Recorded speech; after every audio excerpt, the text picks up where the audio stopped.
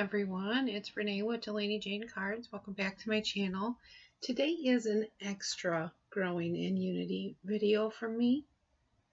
This video is a long time coming. I would have made it whether or not I was showcasing Unity in an entire week or not. See here me showing this beautiful stamp that is all chewed up by one of our old cats.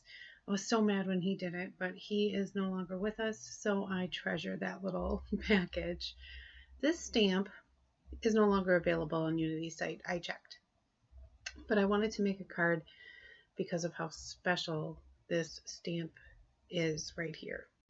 You see, I didn't really know about Unity stamps until about 2013. And I know they had been around a few years before that, but that was when I found them. I found them on Facebook and followed them as a fan because I really enjoyed the artists and the designs and everything. And there was a post, and it was like a random, I don't even know, like a random crafty question, you know, something that Unity would ask.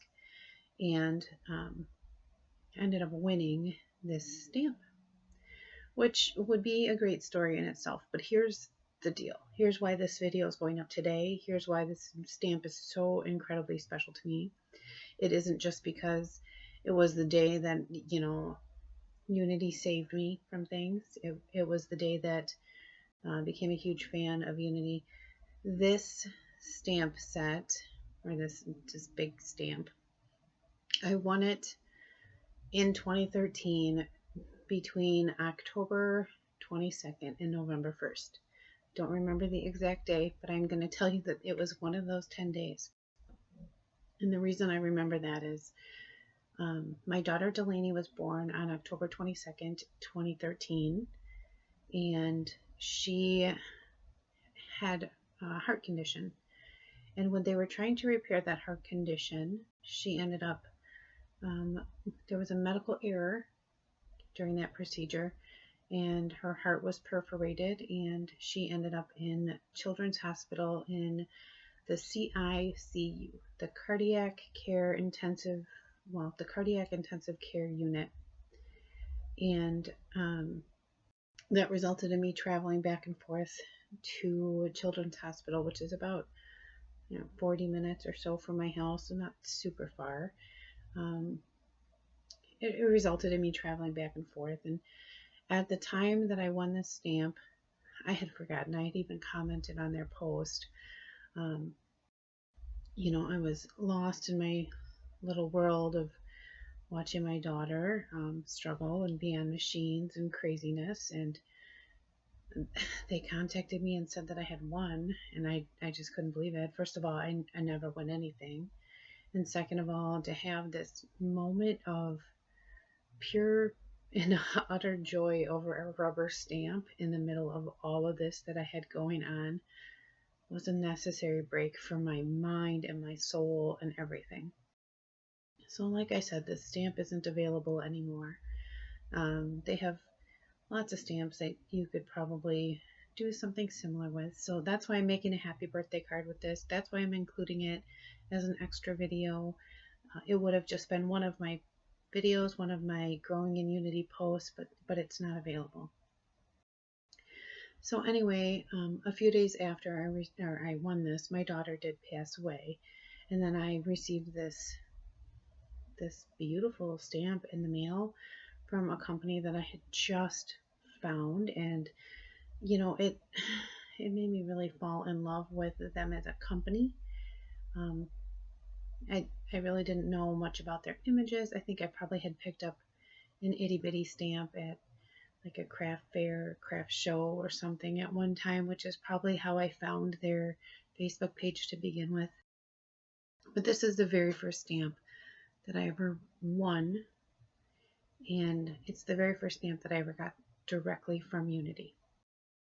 So it holds a very special place in my craft room. Don't use it often. When I first got it, I didn't have a MISTI or any stamp positioning tool, and it has a lot of lines, so it is a difficult stamp to stamp in one go with a block. But using a stamping tool, it is a great one. So if you have a stamp like this in your stash, I highly recommend you getting it out with your stamp positioner and trying it. So this card, it was just an idea in my head, and I wasn't sure how I was going to make this work. There are a few things I would change if I was to do it in the future, but you know, I probably won't. So I did cut out her arm with the craft knife because I wanted the birthday sentiment to go underneath her arm. And what I did here is I laid that original panel that I die cut with over top of my panel so I could line up my words. And then I did not adhere the bottom or the end of the word birthday down because I wanted to put the arm over it. So a little creative piecing there. I would have probably left the letters like this, added some clear glossy accents, and then after it was dry, probably some white gel pen detail. That's not how I ended up doing this. I did paper piece her little outfit, and you see me shading all of the little pieces, and here I'm just running my Tombow marker around the edges because it does have black lines, and that way you don't see the edge of the paper. And then here's where I had cut with my X-Acto knife. I made sure that was all taped down nicely. Before I did my cutting, I probably would have colored all of this first, but I didn't. That is not how all this worked out. So this card kind of honors that it is my daughter's birthday.